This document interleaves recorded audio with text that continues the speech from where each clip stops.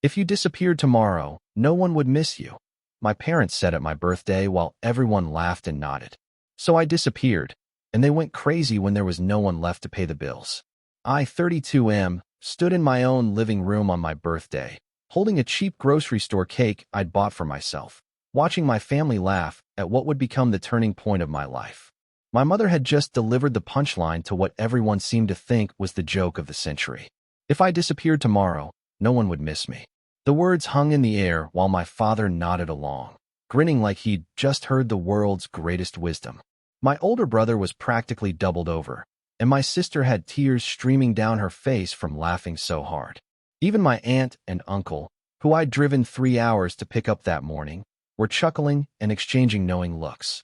The thing about being the family disappointment is that you don't usually realize you're playing that role until someone says it out loud. I'd always known I was different from them. While my brother climbed the corporate ladder at father's company and my sister married into money, I'd chosen to be a software contractor, working from home, living quietly. But I'd thought quiet meant peaceful, not pathetic. I set the cake down on the coffee table without cutting it and asked if anyone wanted to explain what was so funny. Mother wiped her eyes and said she was just being honest, that I'd always been so independent, so disconnected from the family, that really, would anyone actually notice if I wasn't around? Father added that it wasn't meant to be cruel, just factual.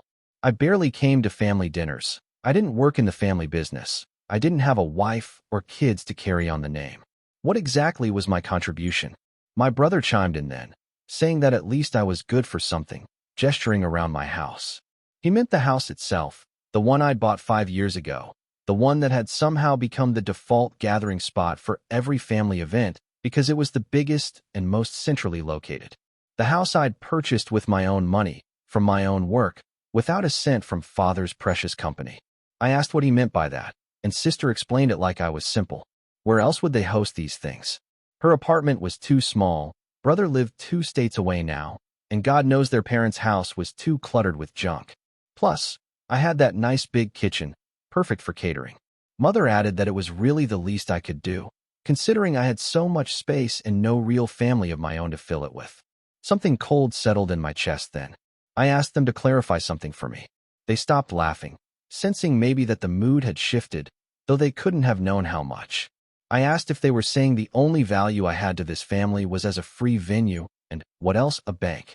Because now that I thought about it, who'd been paying for these family gatherings? Who bought the food, the drinks, hired the cleaners afterward? The silence that followed was deafening. Father cleared his throat and said I was being dramatic.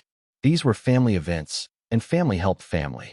I asked when exactly they'd helped me, and Mother's face went tight. She said they'd raised me, hadn't they? Given me life, education, opportunities. Everything I had was because of them. I did some quick mental math in that moment, standing there while they all stared at me like I'd committed some terrible faux pas by questioning my place in the hierarchy.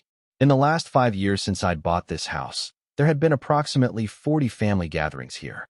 Birthdays, holidays, random Sunday dinners that Mother decided to host at my place instead of hers. Average cost per event, factoring in food, drinks, decorations, cleanup, and the wear and tear on my home? Probably $1,500, being conservative. That was $60,000. But it wasn't just the gatherings. There was the time Father's car broke down and he needed a new one immediately, couldn't possibly wait for insurance to process. I'd loaned him $8,000. 18 months later, still hadn't seen a cent of it back. Sister's wedding had a shortfall because her in-laws backed out of paying their share. I'd covered $12,000 for the venue. Brother needed help with a down payment on his new place because all his money was tied up in stocks.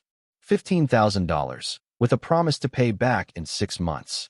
That was 3 years ago. I started adding it up out loud, calmly, while they shifted uncomfortably. Mother tried to interrupt, saying I was being petty, that you can't put a price on family, but I kept going.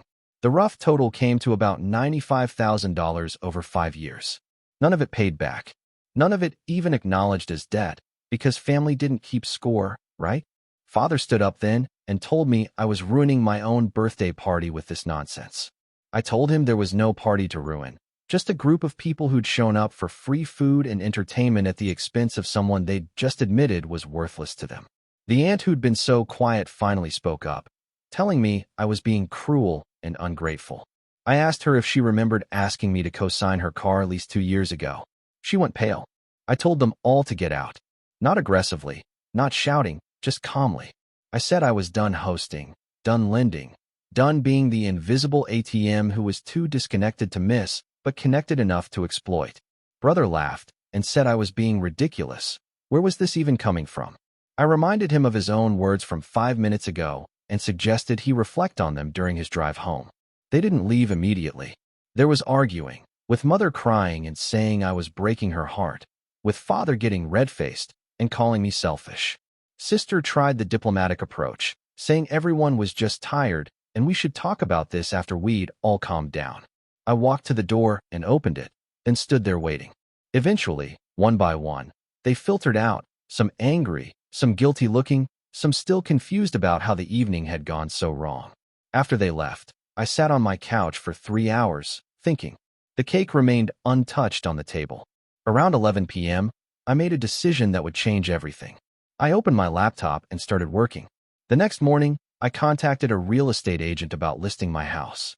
I called my landlord clients, the few I had locally, and informed them I'd be moving my services entirely online and would no longer be available for in-person consultations. I contacted my bank and opened new accounts at a different institution. I hired a lawyer and had him draft formal loan repayment demand letters for every cent I was owed, with 30 days notice before I'd file in small claims court. Then I started applying for jobs in different cities. Not randomly, but strategically.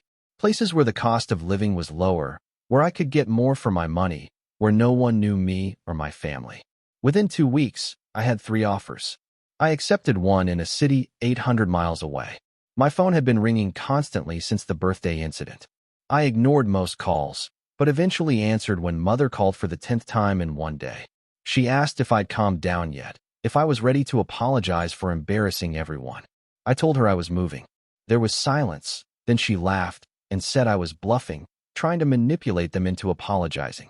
I said nothing, just let her talk herself in circles until she got frustrated and hung up. Father called next, using his stern business voice. He said I was being childish and needed to stop this tantrum before I did something stupid. I asked if he'd received the letter from my lawyer about the car loan. He had. He sputtered that I couldn't be serious. That was a gift. Family didn't charge family. I reminded him of his exact words when he'd taken the money, that he'd pay me back within the year. He called me a petty bastard and hung up. Sister tried a different approach. She showed up at my house unannounced, with her daughter in tow, tears ready. She said the little one missed her uncle, missed coming to the big house for parties. I looked at my niece, who was playing on her iPad and hadn't acknowledged me once, and told sister not to use her kid as a manipulation tool. She dropped the act then and got angry, demanding to know why I was doing this, what I hoped to achieve. I said I wasn't trying to achieve anything except peace, and closed the door. The house sold faster than I expected. Buyer's market had shifted, and a young couple with 2 kids fell in love with the place. The lawyer's letters started getting responses, most of them angry, none of them containing checks. I filed the small claims paperwork for the amounts under $10,000 and found a collections attorney for the rest. Brother called me from father's office. They were together, apparently, planning their strategy. He tried to be reasonable, saying okay, fine, they'd apologize, everyone overreacted, but this was insane. I was really going to sue my own family? I asked what alternative he'd suggest for recovering nearly $100,000. He said I could afford to lose it. Everyone knew I made good money. I asked why that meant I should lose it, and he had no answer. The real meltdown came 2 weeks before my move date. Mother showed up at my house, which was now mostly empty, packed into boxes and storage. She looked terrible, like she hadn't slept, and for a moment I felt a pang of guilt. Then she opened her mouth. She told me I had to stop this. I had to call off the lawyers and the move. Why, I asked. Because they needed me. For what? I asked, since apparently I'd be unmissed if I disappeared. She got flustered then, saying I was twisting her words. She'd been joking. Couldn't I take a joke? I asked her to explain the joke. What part was funny? The part where I was worthless, or the part where everyone agreed? She started crying, real tears this time, and said I was her son. How could I abandon them like this? I asked how she could say to my face that no one would miss me, and she had no answer that didn't make her sound worse. Then came the real reason for her visit. Father's company was struggling. Had been for months, apparently, something I wouldn't have known since I'd never been invited into the inner circle. Brother's division was underperforming, and they'd made some bad investments. They needed capital. They'd been counting on borrowing from me again, a big loan this time, maybe $50,000 to tide them over until things stabilized. I actually laughed. I couldn't help it. The audacity was stunning. Mother looked offended, saying it wasn't funny, they could lose everything. I said that wasn't my problem. She said of course it was my problem, they were my family, and family helped family. I asked when they'd help me. She said again, they'd raised me, and I was obligated to support them now that they needed it. I told her no. Flat out. No more money, no more loans, no more free venue, no more anything. I was done. She threatened me then, said I'd regret this, that I'd come crawling back someday, and they'd remember how I'd abandoned them in their time of need. I suggested they remember instead how they'd laughed at me on my birthday and told me I was worthless. She left, and that night I got a group text from Brother. It was long, angry, accusing me of destroying the family over hurt feelings and a few jokes. He said I was being petty and vindictive, that real men didn't hold grudges, that I was proving them right about being disconnected and selfish. I blocked all their numbers and finished packing. The move went smoothly. The new city was smaller, quieter, with a lower cost of living and a higher quality of life. My new job was fully remote with occasional office days, better pay, better benefits. I bought a modest condo, nothing fancy, just enough space for me. I made new friends through a local hiking group and a coding meetup. For the first time in years, maybe ever, I felt light. 3 months after I moved, I got an email from Aunt. She'd somehow found my new address, probably through some cousin I'd forgotten about. The email was long and rambling, but the core message was clear. Things had gotten bad. Father's company had filed for bankruptcy. Brother lost his job as a result, and sister's husband was divorcing her, partially because of the financial mess her family had dragged him into. Mother and father were losing their house. Could I please help? I read the email 3 times, waiting to feel something. Guilt, maybe. Satisfaction. Victory. Something. But there was nothing, just a mild curiosity about how they'd let it get this far. I drafted a response, deleted it, drafted another one, deleted that too. Finally, I just replied with a single line. I asked if anyone missed me yet. The response came within minutes. Aunt called me cruel, heartless, selfish, every name she could think of. She said I'd never been part of the family anyway, that I was dead to all of them now. I replied with a simple acknowledgement and blocked her email too. Update 1. It's been 6 months since I moved, and I want to clarify a few things that people have been asking about. Yes, I'm doing well. Better than well, actually. The new job is great. I've been promoted once already, and I'm seeing someone I met through the hiking group. She knows nothing about my family drama, just that I moved here for work and a fresh start. It's nice, being with someone who knows me as I am now, not as the family failure. The legal situation resolved about a month ago. I won most of the small claims cases by default because they didn't show up to court. The larger amounts are in collections, and while I'll probably never see all that money, I've already recovered about $30,000 through wage garnishments and settlements. Father's company bankruptcy actually helped my case because it established a paper trail of their financial mismanagement. Brother reached out through a mutual friend, asking to talk. I agreed to one phone call, curious what he'd say. He started with an apology that felt rehearsed, saying everyone had been stressed and took it out on me unfairly. Then he pivoted to asking if I'd consider investing in his new startup idea. I hung up halfway through his pitch. The real interesting development came from sister. She sent a handwritten letter, not an email, actual paper and stamp. It was different from the others. No asking for money, no manipulation, just an apology. She said she'd been in therapy since her divorce and realized how much she'd enabled the family's treatment of me. She said she understood if I never wanted to speak to her again, but she wanted me to know she was sorry, truly sorry, and that she was working on being better. I haven't responded yet. Part of me wants to believe her, but another part remembers her laughing in my living room, remembers her using her daughter as a prop to manipulate me. Trust isn't something I'm willing to give freely anymore. Mother tried a different approach last month. She sent flowers to my office, somehow found out where I worked.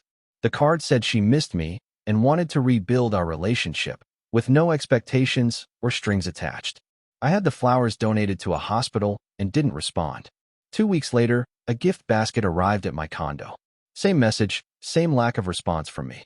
Last week, Father did something I didn't expect. He showed up at my building. I don't know how he got my address, but there he was in the lobby when I came home from work. He looked older, smaller somehow, diminished. He asked if we could talk, just 5 minutes. I almost said no, almost walked past him to the elevator. But something made me stop. Maybe it was seeing him without Mother there to back him up, or Brother to echo his opinions. Maybe it was morbid curiosity. We sat in the lobby, and he told me everything. The bankruptcy had destroyed him. He'd lost the company his own father had built, lost his house, lost his reputation in their social circles. Mother blamed him, Brother blamed him, everyone blamed him. He was living in a rental apartment now, working as a consultant for a fraction of what he used to make. He looked at me and said he finally understood what it felt like to be invisible, to be the one everyone else looked down on. He said he wasn't there to ask for anything, wasn't there to make excuses. He just wanted me to know that he got it now. He understood why I left, and he didn't blame me. Then he stood up, shook my hand like we were business acquaintances, and left. I sat there for 20 minutes afterward, processing. The thing about revenge is that it's supposed to feel satisfying. In movies, in books, there's this moment of triumph where the wronged party watches their enemies fall and feels vindicated. But real life isn't like that.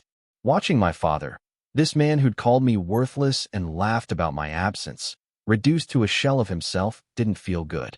It didn't feel bad either. It just felt empty. Update 2. It's been almost a year now since everything happened, and I'm writing this final update because I think I finally have perspective on the whole situation. 3 months ago, Sister actually flew out to see me. She didn't tell me she was coming, just showed up and asked if we could have coffee. I agreed, mostly because I was impressed she'd made the effort without demanding anything first. We talked for 3 hours in a cafe downtown, and for the first time maybe ever, we had an actual conversation as adults, not as siblings locked in family dynamics. She told me about her therapy, about realizing that our family operated like a corporation with a clear hierarchy, and anyone who didn't play their assigned role was punished with exclusion or mockery. I'd been assigned the role of provider without portfolio, the person who gave resources but received no respect. She'd been assigned trophy daughter, valuable only for her marriage and appearance. Brother was golden child, destined to inherit, but drowning under impossible expectations. She said the birthday comment wasn't a joke gone wrong. It was a power play, a way for Mother to publicly diminish me because I declined to loan money for Father's company the week before.